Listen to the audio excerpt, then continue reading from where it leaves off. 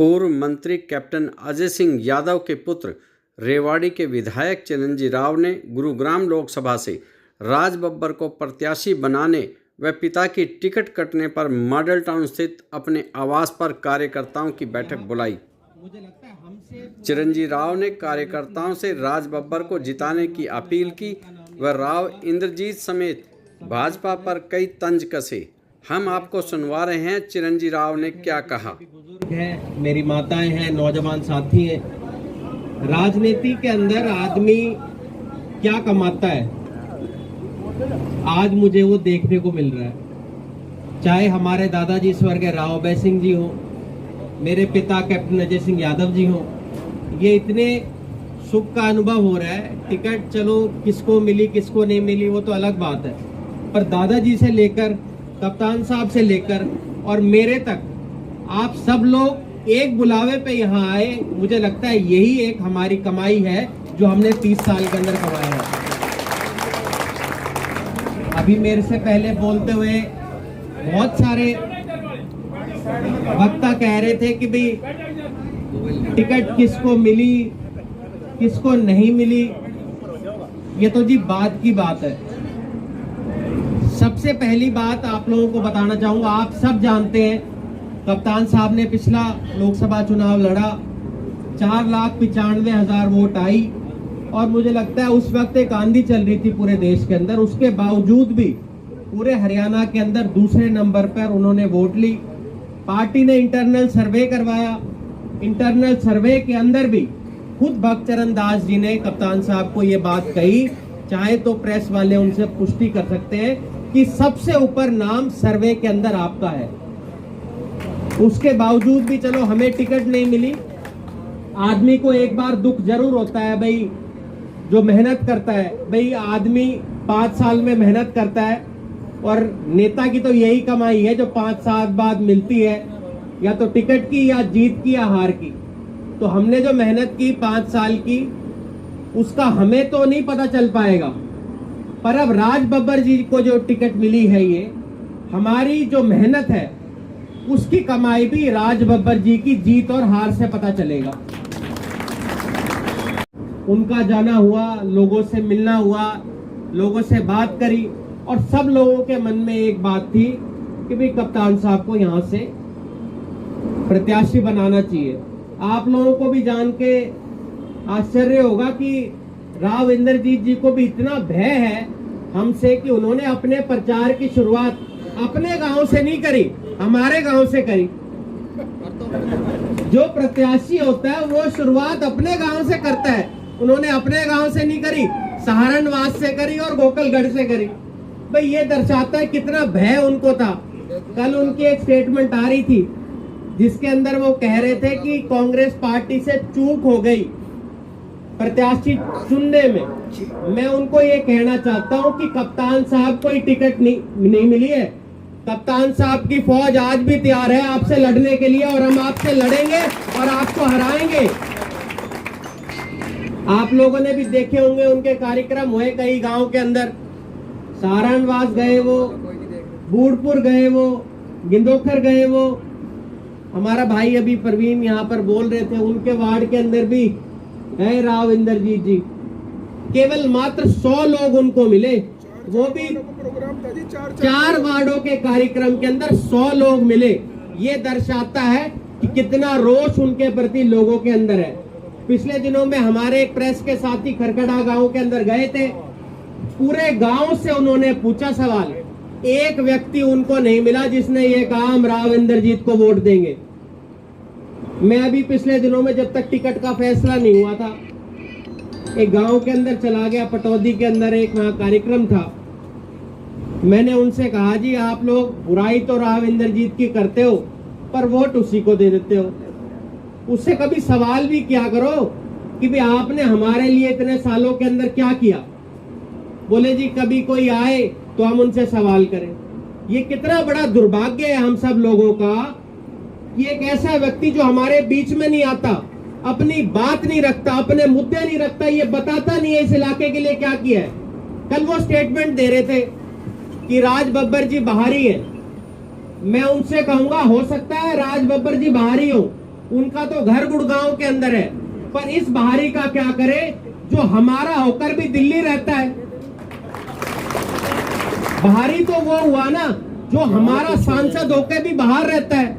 उससे कोई ये पूछो कि 5 साल में कितने दिन वो लोगों के बीच में आया।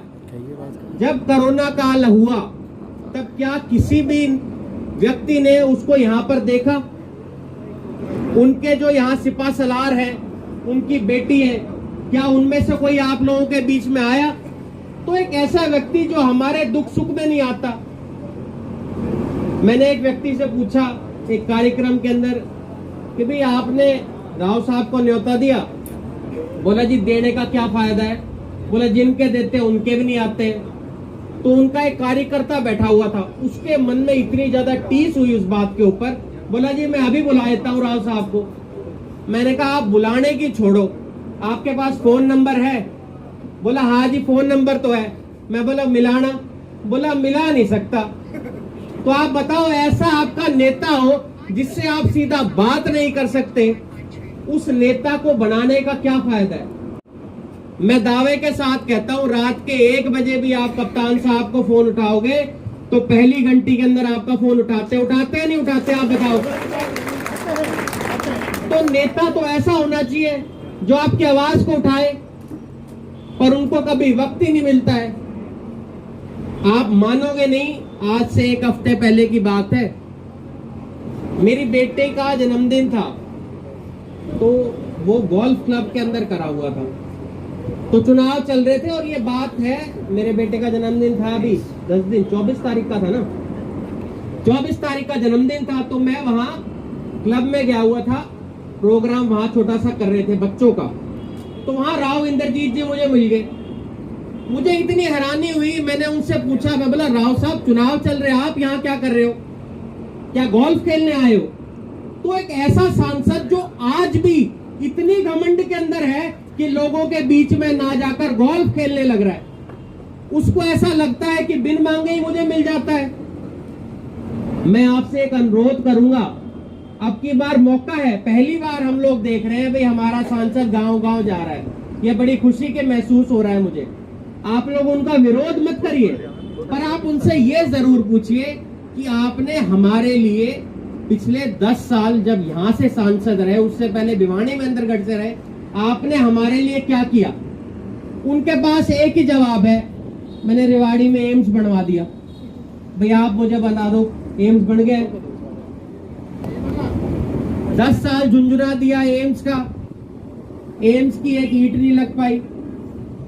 आपका बस स्टैंड नहीं बन पाया रेवाड़ी का, धावड़ा का गंदे पानी का फैसला आज तक नहीं हो पाया है।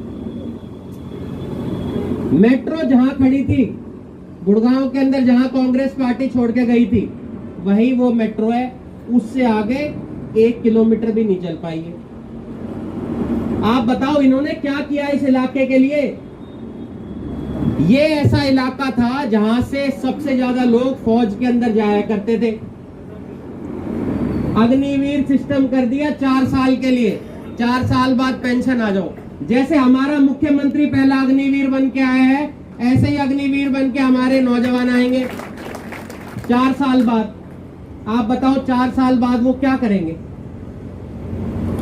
4 साल बाद आप ये मानोगे उसका तो ब्याह भी नहीं होगा जो 4 साल अग्निवीर बन के जाएगा। आप बताओ, ठीक बात है। गांव में पूछते हैं भाई 4 साल वाला है या पूरे वाला है? आप जिस फौज तो हमारे लिए जज्बा है, हमारे लिए शान की बात है, उसको भी आप लोगों ने प्राइवेटाइज कर दिया। आपने रेल बेच दी, आपने सारी सरकारी जमीनें बेच दी, सारी संस्थाएं बेच दी। अभी पिछले दिनों में आपने देखा होगा एक बहुत बड़ा घोटाला है। ये लोग कहते हैं हमने कोई घोटाला नहीं किया। इलेक्टोरल बॉन्ड का कितना बड़ा घोटाला इन लोगों ने किया है, कितना चंदा इन्होंने चोरी किया है। कोविड काल के अंदर इन लोगों ने सबको टीके लगाए थे, तब मोदी जी की फोटो नजर आती थी ना। अब आप निकालिएगा, मोदी जी की फोटो वहां से गायब हो गई है। अब आप उनसे पूछिए फोटो अब क्यों गायब हो गई है। आपने भी सुना होगा कोविशील्ड जिन लोगों को लगी है उनके हार्ट अटैक के केस में बढ़ोतरी हुई है। ये कोर्ट में इन लोगों ने इस बात को स्वीकार किया है। अब आप अगर अपना सर्टिफिकेट नहीं निकालोगे तो ये कहेंगे मोदी जी की फोटो वहां से गायब होगी। पहले बड़ी छाती ठोक के कहा करते थे हमने मुफ्त की वैक्सीन लगाई है। पहली बात तो ये मुफ्त क्या अपने घर से लेके आए थे। सरकार का पैसा जो होता है वो लोगों का पैसा होता है, उसको आप लोगों के पे लगाएगा तो किस पे लगाएगा। पर उसमें भी इन लोगों ने ये कहा कि ये जो वैक्सीन थी ये हम लोगों ने फ्री में लगा दी, और फ्री में भी एक ऐसी लगाई जो लोगों का सत्यानाश हो गया। आप लोग रोज देखते होंगे कोई जिम में एक्सरसाइज करते करते गिर रहा है, कोई शादी में नाचते नाचते गिर रहा है। आने वाले समय में आप देखेंगे जिस तरह की स्टडी निकल के आ रही है उसमें ये कहा है कि सबसे बड़ा घोटाला कोई है तो ये वैक्सीन का घोटाला है। जो इनकी कंपनी है सीरम की कंपनी, उसने इनको एक दिन में 52 करोड़ रुपए का चंदा दिया था। इनसे पूछो भी तुम उनसे वैक्सीन ले रहे थे, उन्होंने तुम्हें चंदा क्यों दिया। अगर इनसे कोई सवाल करे तो ईडी और सीबीआई उसके ऊपर बैठा दो। ये एक ऐसी सरकार है जिसने लूट और खसूट के अलावा लोगों को कुछ करने का नहीं किया। एक बार फिर आप लोगों से कहूंगा, अब आप लोगों के बीच में राव इंद्रजीत जी जब आए, चाहे शहर में चाहे गांव में, यहाँ बावल से भी कुछ हमारे साथी आए हैं, गुड़गांव से भी साथी आए हैं, पटौदी से भी आए हैं, इनसे भी कहूंगा आपके इलाके में अगर आए इस दुख को आप भूल जाइए। किसको टिकट मिली, हमें सिर्फ ये देखना है कि राज बब्बर जी हाथ के निशान पे लड़ रहे हैं। हम सिर्फ हाथ के निशान को जानते हैं, हम सिर्फ सोनिया गांधी जी, राहुल गांधी जी, खड़गे जी को जानते हैं। हम उनके नाम पे वोट मांगेंगे। जब ये आप लोगों के बीच में आए तो इनसे जरूर पूछेगा तुमने क्या काम किया है। आज भी जब गांव में जाते हैं तो ये मोदी जी के नाम पे वोट मांगते हैं। अरे तुम्हें इतने साल हो गए सांसद बने हुए, तुम अपने नाम पे क्यों नहीं वोट मांगते। अपने नाम पे अगर वोट मांगेंगे तो इनको वोट नहीं मिलेगी, ये जानते हैं। आप लोगों ने भी देखा होगा, इन्होंने कहा था आपका जो गुस्सा है वो मुझ पे मत निकालना। पिछली बार तो इन्होंने राष्ट्रवाद का चुनाव बना दिया, और आज जो माहौल है वो पिछली बार से बिल्कुल विपरीत है। इन्होंने नारा दिया था 75 पार का, याद होगा, हरियाणा के अंदर। अब की बार दे रहे थे क्या 400 पार, 400 पार। अब बोल रहे हैं 400 पार, अब 300 पार भी नहीं बोल रहे। मोदी जी कहते थे ना 400 की गारंटी, कहां गई गारंटी, कोई गारंटी नहीं है। मैं प्रभारी बनाया अभी राजस्थान का, दावे के साथ कहता हूं हमारी कम से कम 15 सीट राजस्थान के अंदर आएंगी। देश भर के अंदर, देश भर में मेरी लोगों से बात हुई है, प्रदेश अध्यक्ष रहा, राष्ट्रीय सचिव रहा भारतीय युवा कांग्रेस के अंदर, अभी एआईसीसी के अंदर हूं। जितनी लोगों से मेरी बात हो रही है वो ये कह रहे हैं हर जगह सीटें बीजेपी की घट रही हैं। आप मुझे बताइए, राजस्थान में हमारी 0 सीट आई थी, हरियाणा में हमारी 0 सीट आई थी, मध्य प्रदेश में हमारी 0 सीट आई थी, गुजरात में हमारी 0 सीट आई थी। 0 से नीचे तो कुछ होता ही नहीं है। तब इन लोगों की 300 सीट आई थी और ये बात करते हैं 400 की। सच्चाई ये है कि इनसे झूठा प्रधानमंत्री आज तक देश में नहीं देखा। पहले आप लोग बुराई करा करते थे मोदी जी की, तो लोग ऐसे हो जाते थे जैसे कोई खाने को नहीं आ जाता, भूखा शेर जैसे होता है। आज अगर आप लोगों को समझाएंगे तो लोग समझेंगे। आज 10 लोग अगर बात कर रहे होंगे तो 8 लोग या तो मोदी की बुराई कर रहे होंगे या चुप होंगे। 2 ही अंधभक्त मिलेंगे इनके। उनको भी इसलिए इन लोगों ने कर रखा है जिसके पास कुछ काम नहीं है, कुछ करने को नहीं है, वो व्यक्ति इनके लिए काम करता है। नहीं लूंगा, एक बुलावे के ऊपर इतनी भारी संख्या के अंदर आप सब लोग यहाँ पर आए। आप लोगों ने कप्तान साहब के हाथ मजबूत किए, कांग्रेस पार्टी के हाथ मजबूत किए। मैं तो यही कहूंगा इसी तरह से हम लोग 25 मई तक एक एक कार्यकर्ता कप्तान साहब बनके, राहुल गांधी जी के सिपाही बनके, खड़गे जी का सिपाही बनके, सोनिया जी का सिपाही बनके गांव गांव गली गली जाएं, कांग्रेस पार्टी का प्रचार करें, कांग्रेस पार्टी के प्रत्याशी को ज्यादा मतों से जिताएं। जय हिंद, जय भारत। राहुल जी को मजबूत करने का काम करेंगे। एक नारा लगाया यहाँ पे बाहरी का कि बाहरी है राज बब्बर जी, किस तरह? भारी नहीं जी, मैंने कहा है भारी तो राव इंद्रजीत जी हैं। जो यहाँ के होते हुए भी बाहर रहते हैं। एक ऐसा व्यक्ति जो लोगों के बीच में नहीं रहता, उसको वोट देने से बजाय तो हमें ऐसे व्यक्ति को वोट देना चाहिए जो हमारे बीच में रहे। राज बब्बर जी का कुछ लोग कह रहे थे बाहर ही है, जो बीजेपी के लोग आरोप उनके ऊपर लगा रहे हैं, मैं उनको कहना चाहूँगा उनका घर है गुड़गांव के अंदर, वो लोगों के बीच में रहते हैं। आने वाले समय के अंदर मुझे लगता है कि वो हमेशा लोगों के बीच में रहेंगे। आपकी टिकट कटने का वजह क्या मानते हैं आप? इसकी देखिए, इसका जवाब तो पार्टी का हाईकमांड दे सकती है, मैं तो इस बात का जवाब नहीं दे सकता कि क्यों कटी, पर सर्वे के अंदर कैप्टन साहब की बयानबाजी से नुकसान हो गया जिस तरीके से दान सिंह को लेकर के। हाई लेवल के नेता हैं। देखिए मेरा ये मानना है, कांग्रेस पार्टी एक बहुत बड़ा समुंदर है, क्योंकि जातीय समीकरण भी देखने पड़ते हैं। कप्तान साहब ने बहुत मेहनत यहाँ पर करी थी, करीबन 400 गाँव में वो गए थे, पिछली बार 4,95,000 करीबन 5 लाख वोट उनको आए थे। अब की बार भी बहुत अच्छा चुनाव वो लड़ते, पर हम सब कार्यकर्ता मिलके अब की बार जो जिनको कैंडिडेट बनाया उसको ही मजबूती के साथ लड़ेंगे। आज यहाँ कैप्टन साहब होते तो और मैसेज जाता, आपको कमान संभालनी पड़ी। देखिए, रेवाड़ी का विधायक मैं हूँ तो मैं ही यहाँ पर मिलूंगा।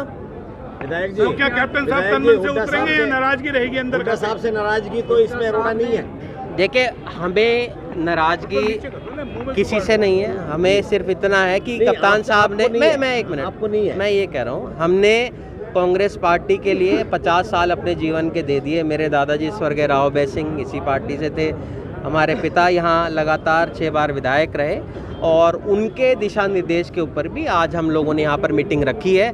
हम सब लोगों ने, जो कांग्रेस पार्टी के कार्यकर्ता है, हम सब लोगों ने फैसला किया, 20 दिन चुनाव के बचे हुए हैं, गांव-गांव जाएंगे, गली-गली जाएंगे, कांग्रेस पार्टी का, सोनिया जी, राहुल जी का प्रचार करेंगे। सीधा से चिरंजीव जी, एक सवाल है, हुड्डा साहब ने 7 टिकटें दिलवाई है, ये कह रहे हैं 7 टिकटें दिलवाई और हुड्डा साहब के नाम पे टिकट मिली और कप्तान साहब के टिकट कटवाने में उनका हाथ है, यहाँ यह कितना सही है? ये देखिए, इस बात का फैसला या तो हुड्डा साहब देंगे या कप्तान साहब देंगे, मैं इस बात का जवाब नहीं दे सकता। मेरा काम जो है वो ये है, कांग्रेस पार्टी का हम प्रचार करें, उसको मजबूत करें। आप सभी जानते हैं कैप्टन साहब लगातार लोगों के बीच में थे, करीबन 400 गांव में उन्होंने प्रचार किया था, करीबन 5 लाख मत उनको चुनाव के अंदर आए थे। तो जो हमारी मेहनत है, उस मेहनत का हम लोग उनको फ़ायदा देने का काम करेंगे। कल उनका मेरे पास फ़ोन आया था, उन्होंने ये कहा कि भाई वो आकर मेरे से मिलेंगे। हमने तो उनसे पहले ही ये फैसला कर लिया था कि आज हम यहाँ कार्यकर्ता बैठक रखेंगे, आज हम लोग यहाँ से रूपरेखा बनाएंगे, किस तरह से हमें गाँव-गाँव जाना है, पार्टी का प्रचार करने का काम हम लोग करेंगे। कह रहे कोई मलाल तो नहीं है कि टिकट नहीं मिला, इसका कोई मलाल तो नहीं है? देखिए, चुनाव के अंदर टिकट मिलना ना मिलना ये तो पार्टी हाईकमांड का फैसला होता है। पार्टी का जो भी फैसला था उसको हम मंजूर है। हमें कांग्रेस पार्टी को मजबूत करना है। आज जो लड़ाई है वो देश को बचाने के लिए लड़ाई है, संविधान को बचाने की लड़ाई है। आज जो गरीब है, पिछड़ा है, अल्पसंख्यक है, उसको किस तरह से दबाव की राजनीति आज जो भाजपा कर रही है, जिस तरह से लोगों के ऊपर उत्पीड़न किया जा रहा है, उसके खिलाफ हमारी लड़ाई है। हमारा टिकट मिलना ना मिलना हो सकता है एक बहुत छोटी चीज़ हो, सबसे बड़ी जो लड़ाई है आज ये लड़ाई है कि कांग्रेस पार्टी को मजबूत करें, राहुल जी को, खड़गे जी को मजबूत करें। अहिरवाल को क्या छुटकारा मिल सकता है रामपुरा से? देखिए, हम तो चाहते हैं कि इस इलाके को छुटकारा मिले एक ऐसे व्यक्ति से जो लोगों के बीच में कभी नहीं जाते, उनके मंदिर जाकर अपना सुख दुख को वो बांटने का काम नहीं करते। मैं तो यहाँ की जनता से यही कहूँगा, जिस तरह से मीडिया के साथी भी वहाँ जाकर लोगों से प्रश्न करते हैं तो हर जगह एक ही बात निकल कर आती है कि सांसद हमारे बीच में नहीं आता। मेरा ये मानना है कि ऐसे व्यक्ति को चुनना चाहिए जो आपके बीच में रहे, आपके मध्य में रहे, जो आपकी समस्याओं को समझे। आज इस अहिरवाल के अंदर, इस इलाके के अंदर बहुत सारी समस्याएं हैं, चाहे बस स्टैंड पिछले 10 साल में नहीं बन पाए, एम्स का झुंझुना जो हम लोगों को इन लोगों ने दिया, धारवाड़ा से गंदा पानी की समस्या है, मेट्रो का विस्तार जो नहीं हो पाया, सड़कों की जो खस्ता हालत है, आज बहुत सारी समस्या इस इलाके की है। भारी प्रत्याशी कह रहे हैं। देखिए, मेरा ये मानना है कि जहाँ तक मैं जानता हूँ राज बब्बर जी का अपना घर गुड़गांव के अंदर है, और भारी मुझे लगता है राव इंद्रजीत जी ज़्यादा हैं, क्योंकि जो व्यक्ति, जो सांसद यहाँ से चुनकर आता है और कभी लोगों के बीच में नहीं रहता, भारी तो वो हुआ। आज आप किसी भी गांव में चले जाए, किसी पंचायत में चले जाए, किसी वार्ड में चले जाएं, हो सकता है चुनाव के दौरान तो कभी उनके दर्शन होने को मिल जाएं, पर वैसे उनके दर्शन कभी नहीं होते। अभी कल मैं देख रहा था उनका रामपुरा गांव के पड़ोस में एक गांव के अंदर लोगों ने पूछा उनसे वहां पर जाकर कि क्या राव इंद्रजीत जी को देखा है। उन्होंने ये कहा हमने उनके दर्शन 2019 में किए थे। तो मुझे लगता है कहीं ना कहीं ऐसे व्यक्ति को चुनना चाहिए जो आपके बीच में रहे, आपके समस्याओं को जाने। सर राज बब्बर जी भी मुंबई चले गए तब क्या करेंगे? देखिए, मेरा ये मानना है कि राज बब्बर जी आज, क्योंकि पहले मुंबई के अंदर वो फिल्मों के अंदर थे, आज उन्होंने मन ये बनाया है कि वो राजनीति के अंदर रहेंगे। उससे पहले भी उत्तर प्रदेश कांग्रेस कमेटी के वो अध्यक्ष थे, वहाँ भी उन्होंने बहुत मेहनत की है। उससे पहले भी वो राजनीति के अंदर थे। और मेरा ये मानना है नए व्यक्ति पे आपको विश्वास ज़रूर करना चाहिए, क्योंकि उनके अंदर कुछ करने का जज्बा है। और ये तो हमेशा लोगों के हाथ में ताकत होती है बदलने की। अगर वो काम नहीं करेंगे तो उनको भी आने वाले समय में बदल दीजिएगा। पर मेरा ये मानना है कि बदलाव आपको करते रहना चाहिए, ताकि आपको पता चले कि सबसे बेहतर आपके लिए कौन है, कौन आपके लिए काम कर सकता है।